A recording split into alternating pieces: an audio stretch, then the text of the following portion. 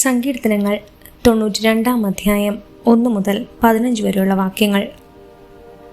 അത്യുന്നതനായ കർത്താവേ, അങ്ങേക്ക് കൃതജ്ഞത അർപ്പിക്കുന്നതും അങ്ങയുടെ നാമത്തിന് സ്തുതികൾ ആലപിക്കുന്നതും എത്ര ശ്രേഷ്ഠം. ദേശതന്ത്രനാദത്തോടുകൂടെയും കിന്നരവും വീണയും മീട്ടിയും പ്രഭാതത്തിൽ അങ്ങയുടെ കരുണയെയും രാത്രിയിൽ അങ്ങയുടെ വിശ്വസ്തയും ഉദ്ഘോഷിക്കുന്നത് എത്ര ഉചിതം. കർത്താവെ, അങ്ങയുടെ പ്രവൃത്തികൾ എന്നെ സന്തോഷിപ്പിച്ചു. അങ്ങയുടെ അത്ഭുത പ്രവൃത്തി കണ്ട് ഞാൻ ആനന്ദഗീതം ആലപിക്കുന്നു. കർത്താവെ, അങ്ങയുടെ പ്രവൃത്തികൾ എത്ര മഹനീയം, അങ്ങയുടെ ചിന്തകൾ എത്ര അഗാധം. ബുദ്ധിഹീനന് ഇത് അജ്ഞാതമാണ്, ഭോഷന് ഇത് മനസ്സിലാക്കാൻ കഴിയുന്നില്ല. ദുഷ്ടർ പുല്ലുപോലെ മുളച്ച് പൊങ്ങുന്നു, തിന്മ ചെയ്യുന്നവർ തഴച്ചു വളരുന്നു, എങ്കിലും അവർ എന്നേക്കുമായി നശിപ്പിക്കപ്പെടും. കർത്താവെ, അങ്ങ് എന്നേക്കും ഉന്നതനാണ്. കർത്താവെ, അങ്ങയുടെ ശത്രുക്കൾ നശിക്കും, ദുഷ്കർമ്മികൾ ചിതറിക്കപ്പെടും. എന്നാൽ അവിടുന്ന് എൻ്റെ കൊമ്പ് കാട്ടുപോത്തിൻ്റെ കൊമ്പ് പോലെ ഉയർത്തി. അവിടുന്ന് എൻ്റെ മേൽ പുതിയ തൈലമൊഴിച്ചു. എൻ്റെ ശത്രുക്കളുടെ പതനം എൻ്റെ കണ്ണു കണ്ടു. എന്നെ ആക്രമിക്കുന്ന ദുഷ്ടരുടെ ദുരന്തം എൻ്റെ ചെവിയിൽ കേട്ടു.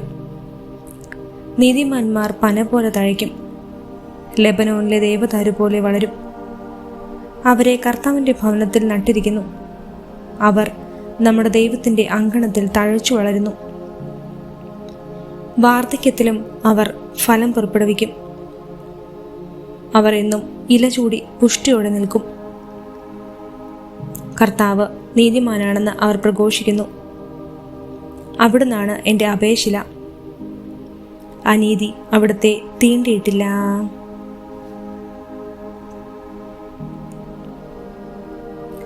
സങ്കീർത്തനങ്ങൾ 93 അധ്യായം 1 മുതൽ 5 വരെയുള്ള വാക്യങ്ങൾ. കർത്താവ് വാഴുന്നു, അവിടുന്ന് മഹിമ അണിഞ്ഞിരിക്കുന്നു. അവിടുന്ന് ശക്തി കൊണ്ട് അരമുറുക്കിയിരിക്കുന്നു.